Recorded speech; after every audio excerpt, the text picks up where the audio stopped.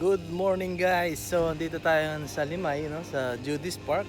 And papakita ko lang sa inyo yung ginawa kong e-bike, which is solar powered also.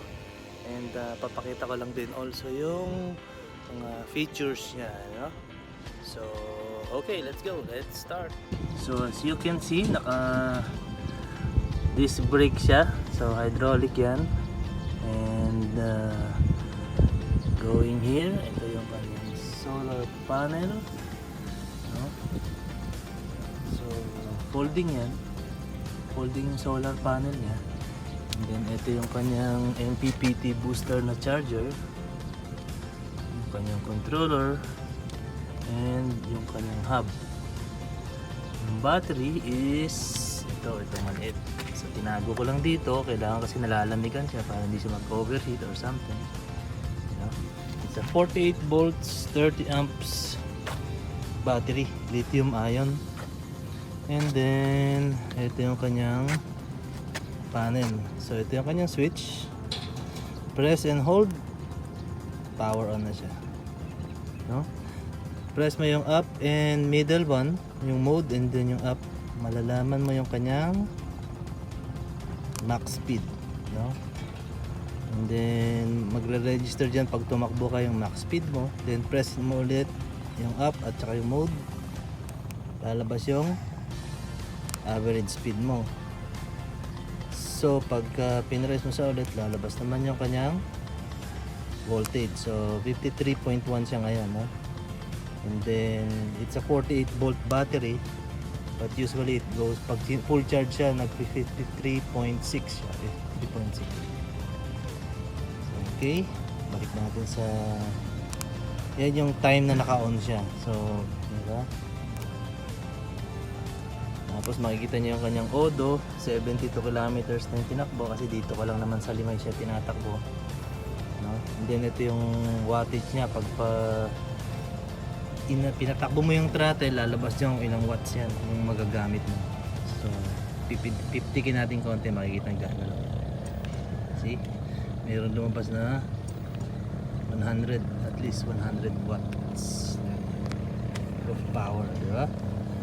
Yan, para maalagaan nyo siya, hindi masunog yung motor nyo, hindi masira yung controller, ang ginagawa dyan, ito makikita mo yan, pag tumatakbo ka, naka full throttle ka, madidrain yan, bababa, tapos pagka naubos, bitawan mo, babalik yan. Kasi pag tinuloy-tuloy mo yan, binabad mo, tendency is mag-overheat yung battery or controller or yung hubs mo. So ganoon lang para maalagaan mo yung machine, no? And then meron siyang walk function. Walk function is what? Para kunwari gusto mong maglakad or gusto mo siyang itulak, kunwari uphill. Pagka very steep hill kasi hindi niya kakayanin, no? Hindi ganun kalakas yung torque niya. So press mo yung walk function, press and hold mo lang itong down, press and hold. See, nag-walk na siya, tatakbo na siya mag-isa. Tapos press mo ulit, mamamatay. So yung walk function is ginagamit pagka yan, maglalakad ka, kaya siya walk function na tinatawag. Maglalakad ka, tutulak mo lang siya. So yung bigat ng bike is hindi ikaw ang magdadala, yung hubs pa rin. So aalalayan mo lang siya para siya tumayo. Ganun yung walk function. And then marami pa siyang function, ano. Yung mga settings niya pwede mo yung palitan, kaso matatagalan tayo pag ginawa natin. So ito naman yung kanyang turn signal switch, no. So pag pinindot, wireless yan, actually pang bike yan. And then kinabit ko lang, no. Kinabit ko lang dito kasi at least hindi siya nagko-consume ng battery. So pag pinrest mo yan, may sound ka na, and then makikita mo yung, see, blink. So para na rin siyang motor talaga. Ayan. And then papakita ko sa inyo yung itsura niya pagka inopen natin yung kanyang wings. Alright. Okay guys, so ganyan yung itsura niya pagka naka-open yung solar panel niya, no? Yung wings niya. So gagawin mo lang naman yan pagka naka-park ka, hindi mo na siya balak gamitin or pagpapahingahin mo muna, kung ano, may nakapunta ka sa destination mo, and then nag-park ka, so yan, di ba? And then makikita mo yan kung nag-charge, makikita mo yan dito. Press and hold, makikita mo yung battery, di ba? Press and hold mo dyan, makikita mo yung battery niya. Press hold again, average speed, then yung battery. See? 53.2. Mamaya mag-53.3 yan. So ibig sabihin nag-charge siya. And then also makikita mo rin dito yan. Makikita mo yan. See, mayroon siyang 53.1. Same dun sa indicator niya.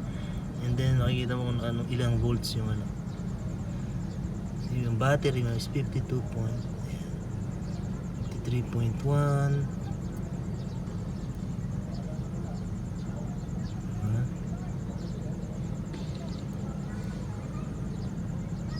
It means nag-charge siya. Ganyan. So ito yung kanyang controller. And then ginamitan natin ng T60 na connector terminal kasi mas matibay yan, hindi siya nasusunog. So ito okay lang siya na maliit yung wire niya kasi kung pag-charge lang naman siya. Pero ito kailangan to malaki. Mas maganda kung mga 10 gauge. So sure bull ka na hindi siya masusunog. So mayroon din siyang fuse dito just in case, di ba? Para maprotektahan yung motor, battery at yung controller. Alright. So ayan siya. Nilagyan ko na rin ng bag. Carrier bag and side mirror. So para na rin siyang motor. Alright. So yun lang. Enjoy the ride. Thank you.